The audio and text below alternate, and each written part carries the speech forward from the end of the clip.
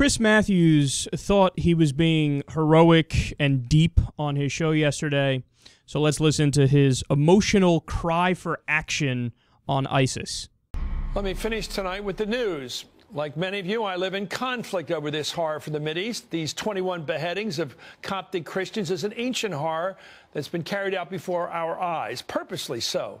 Why else is the indecency so carefully videotaped, so well produced, to hit every screen in our state-of-the-art possession? They are using people over there, the death of people, to demonstrate their devotion, their ruthlessness, their power. They are killing people in the most disrespectful way so that they can be seen doing it by the people they want to recruit, by the people they want to kill. They want to stir up recruitment by showing their willingness to go all the way, to stir up anger as well by doing what the hell they decide to do to the people they are committed to destroying. Other religions, other countries, other Muslims. And what can we do? Can we do nothing? Can we just look at the pictures, ask what's for supper, what's on TV tonight, what's the weather like tomorrow morning, and go on with our lives, warding off the knowledge that these people are being killed in demonstration against us? How about this? Can we content ourselves by doing something which we know right now will not be enough to stop this horror? I know. We all know we need a plan. We need a route that takes us to destroying ISIS because the alternative is too sick, too un-American, too unhuman. We can't see people killed like this in our face and simply flip to the sports page or the financial news or what's at the movies or who's going to win the Oscars and act like America, our country, is not being morally humiliated, because it is. And with the lives of at least some of these people who must in their last moments be wondering if there's any chance the people of the United States could be coming to their rescue, because that's how they were rightly taught we conduct ourselves. We don't leave people behind. And that's hardball for now. I don't want to be too much of a dick here because I think he means well. I really do. And I think that's a genuine position that he holds. But, Chris, where is that impassioned speech to stop the genocide in the Congo, for example, where over 5 million people have been killed since 1996? That's an atrocity on a whole nother level above ISIS, and you haven't mentioned that once on your show, simply because you're not paying attention to it and you don't read the sources that talk about it. But it's a worse genocide, and mum's the word, you're not talking about doing immediate action. Where's that speech for the slaughter of innocent Muslims by Buddhist mobs in Myanmar? I haven't heard a word about that. Where's that speech for the Palestinian civilians, thousands of them killed in Gaza by our ally nonetheless? And there was a tremendous number, hundreds of women and children killed, 19 babies in the recent offensive. Where's your cry to do something immediately to stop that? Where's that speech to stop Boko Haram in Nigeria, whose violence has killed way more people than ISIS? Where's that speech to stop al-Shabaab in Somalia, for example, who have almost taken over the government and are also slaughtering a tremendous number of people? I haven't heard your speech about that. Where's the speech to stop Al-Qaeda in northern Mali? According to some experts, northern Mali is basically Al-Qaeda-stan right now. I haven't heard your speech about that. Where's your speech to stop al-Nusra, the other jihadists in Syria? Where's your speech to stop Ansar al-Sharia, another jihadist group, which I never heard you mention by name? Where's that speech to stop our ally, the Saudi regime, from killing people for drug smuggling, atheism, and sorcery? This is what they execute people for in Saudi Arabia. Where's your cry to stop that? They're our ally. We have influence with them, but I haven't heard a word about trying to stop that.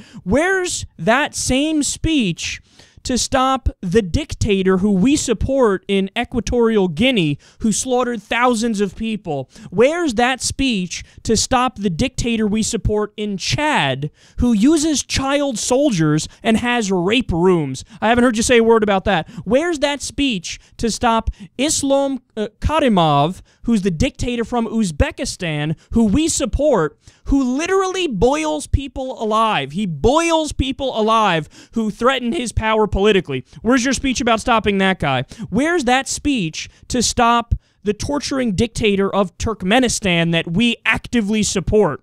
Here's the only question that matters, Chris.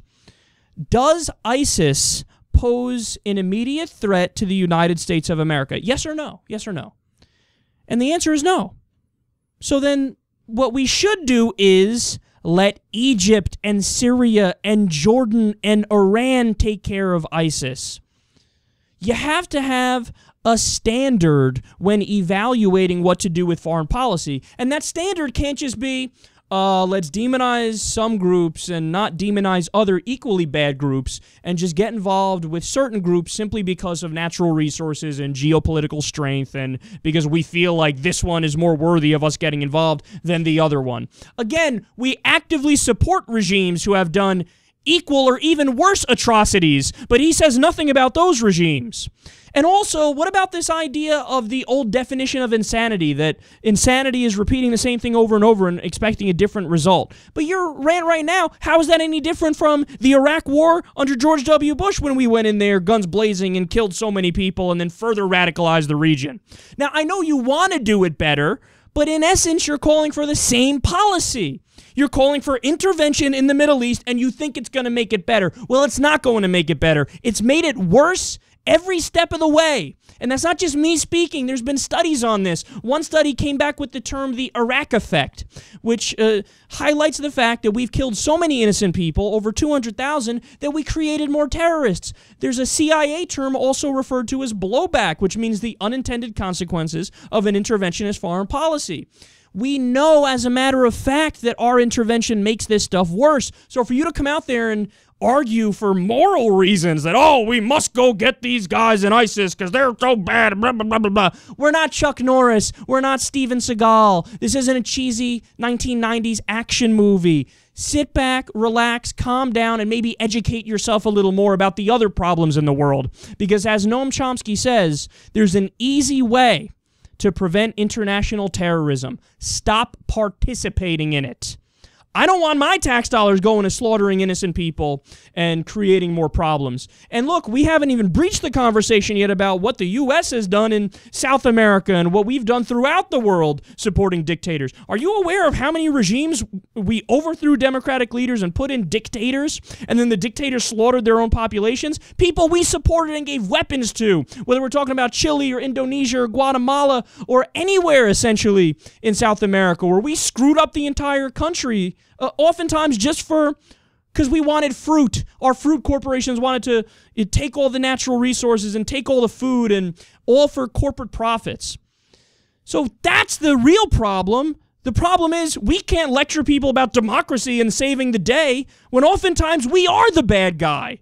We are the bad guy in many respects. Now, I'm not saying, hey, you compare America to ISIS and what we do is exactly the same. Of course not. There's massive qualitative differences between the two.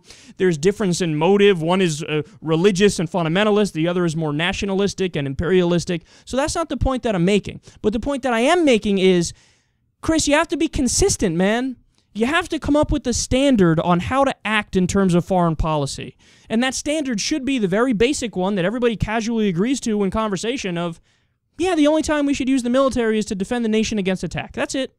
And if there's a genocide somewhere and something horrible going on, well, what we could do is we all go through the UN and go through the legal proper channels. Get congressional approval. You need it in order to move forward. Get UN approval, NATO approval, and we all attack it as an international community, not one nation above other nations. But what I want to see from people like Chris Matthews and people who are supposed to be smarter than the dumbasses on the right is I want to see you do more research, and I want to see you come out there and mention all the things I mentioned right now. You're picking and choosing from all the different brutal regimes around the world and the terrorists around the world and saying, oh, let's intervene on that one. But why? Why just that one? If you're going to have a standard, you got to be objective about your standard. If you got to go after ISIS, you also got to go after al-Shabaab. You also have to go after al-Nusra Front, Boko Haram. You have to go after the dictatorial regimes that we support in all these different places. You have to go after the situation in the Congo and stop the genocide. And are you willing to do that? Is that what you want to do? Because if you want to attack ISIS, you got to attack the rest of those because you have to have a standard and you have to be consistent with that standard. And you never see that in American politics and with pundits in America. You always see they pick and choose based on no standard, no criteria whatsoever, and it's simply based off of gut emotional reaction. That's not smart and that's not the right way to react to this.